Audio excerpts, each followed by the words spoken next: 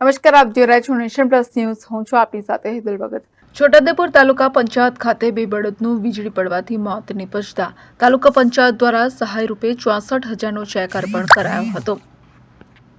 છોટાઉદેપુર તાલુકાના બોડ ગામના વતની દિતલિયાભાઈ રાઠવાના બે બળદનું વીજળી પડવાથી મોત નીપજ્યું હતું, જેને લઈને આજે છોટાઉદેપુર તાલુકા પંચાયત વતી તાલુકા પંચાયત પ્રમુખ કલ્પનાબેન રાઠવાના હસ્તે સહાય રૂપે 64,000નો ચેક દિતલિયાભાઈને અર્પણ કરવામાં આવ્યો હતો.